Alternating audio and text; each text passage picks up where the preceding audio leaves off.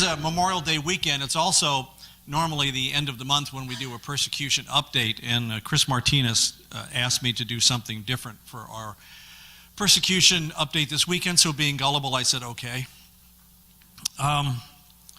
77 years ago, our fathers brought forth on this continent a new nation, conceived in liberty and dedicated to the proposition that all men are created equal.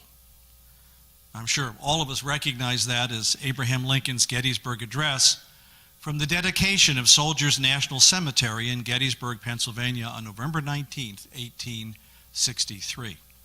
Battle of Gettysburg took place earlier between July 1st and 3rd, ironic, right around 4th of July of the very same year. It was a decisive battle of the Civil War.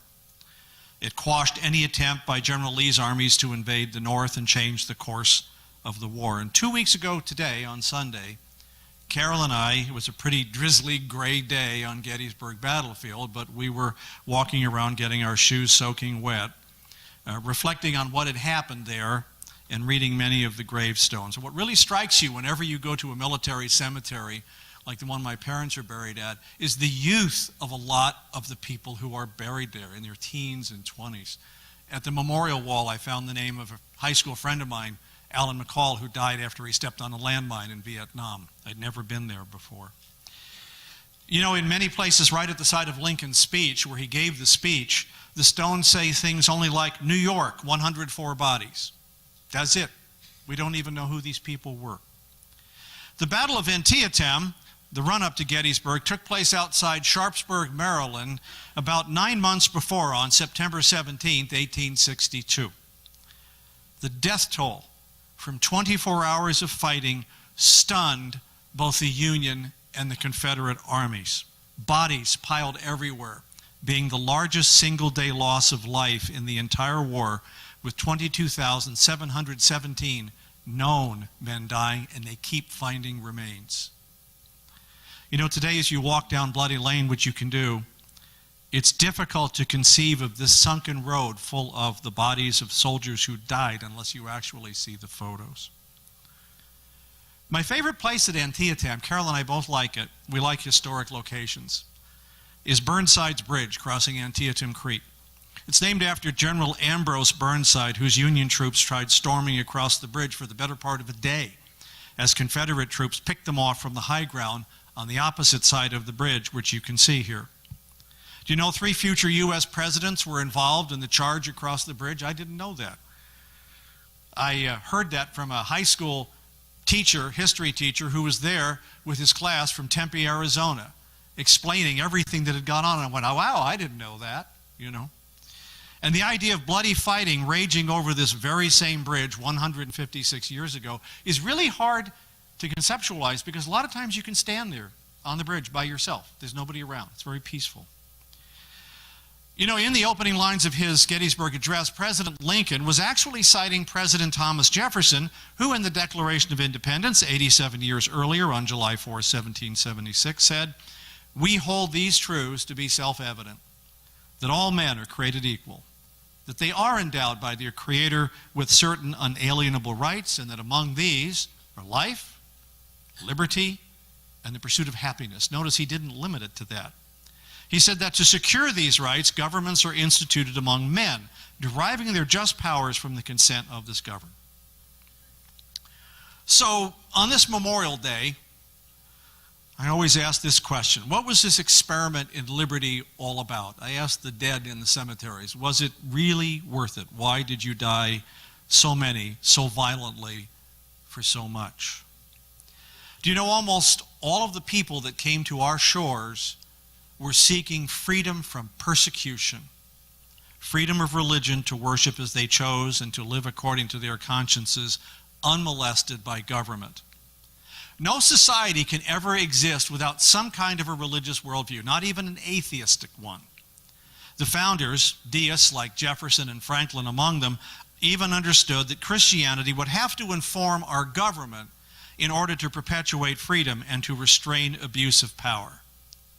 Any government which has no checks creates its own moral system and then strives to force that on Christianity by violence if necessary.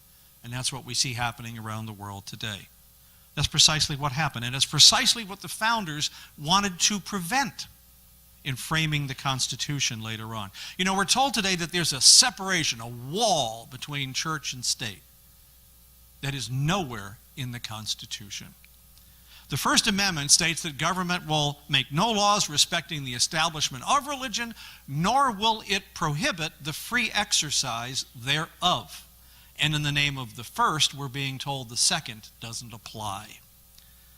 It was only intended by the founders as a one-way wall, that government will keep its hands off of religion, like the Johnson Amendment, which prohibits churches from speaking if they're 501c3s. It did not intend that it should restrain the religious activities of the people, nor of the people to debate and import their religious values into the political situation. They actually knew that that was required to keep a free society free. You know, it's amazing how many things involve churches.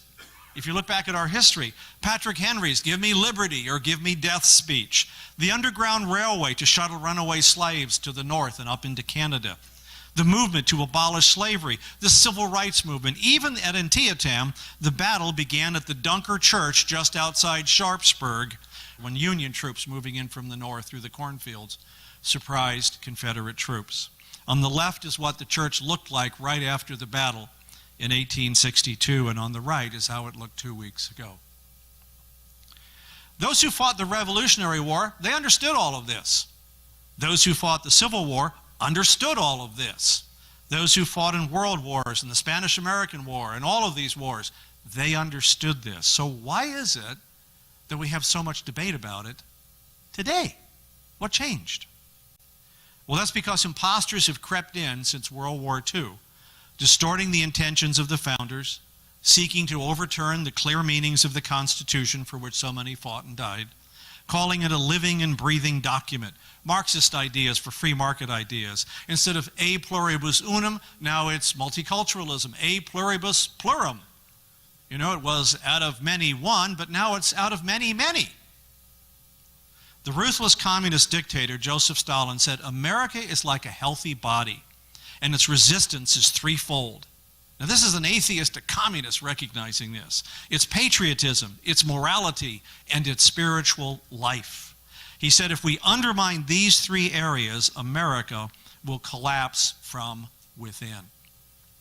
And for over half a century, certain elites in the media, academics, and politics have preached at us that we are a no-good, very bad, perfectly awful, imperialist, evil, racist, xenophobic country in desperate need of, to quote President Obama, radical transformation. These elites ignore the fact that every nation on the face of the earth has had its warts. There is no perfect nation.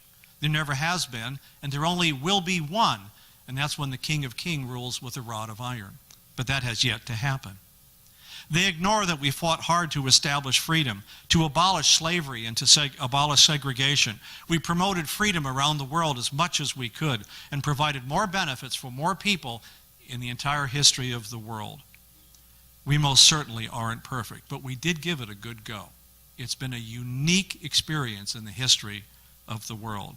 Slavery still actually exists today in certain parts of the world where, once again, whites are enslaving blacks.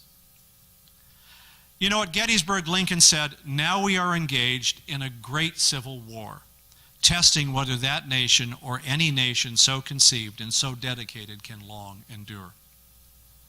Today, we too are engaged in a civil war. It's a war of words, thankfully. And I tell you that no nation which continues to chew out its own guts and to spit on its founding principles, as we have allowed to happen, can long endure. We're told we're a nation divided. Well, to a certain degree we are. But you know, having been all around the country and talked with dozens of people of all races and persuasions and religions, I can tell you we are not as divided as those people would have us believe. I think of all the people I talked to on this last trip. I talked to a Muslim woman who, when I was gassing up in Virginia, sticks her head. She was very pretty, had a beautiful hijab on, and she said, "Sir, I can't get my gas card to work." And I said, well, let me see what I can do. So we went around and did that. But the one that really impressed me was a German gentleman as we were waiting to get into Monticello because the fire alarm had gone off and we couldn't get in for an hour. I told Tom to get that fixed last time I was there, but he said, Americans, I've been here dozens of times. I love America. I've driven 80,000 miles in America. Americans are a warm, loving people. They come to your aid without even waiting you to ask them. And I said, are you sure? Because we're this no good, very bad, perfectly awful, terrible group of people. And he said, absolutely. You see the difference when you come from Europe. You see, we have been divided by those who are seeking political gain and who wish to import other ideas than the ideas of the founders into the society. At stake today is the preservation of the Constitution and the rights to freedom of speech, freedom of religion, freedom of the press, security in our persons, papers, and possessions. They're all on the table right now. It's all in play. President Lincoln said, it is rather for us to be here dedicated to that great task remaining before us, that from these honored dead we take increased devotion to the cause for which they gave the last full measure of devotion. That we here highly resolve that these dead shall not have died in vain, that this nation under God shall have a new birth of freedom.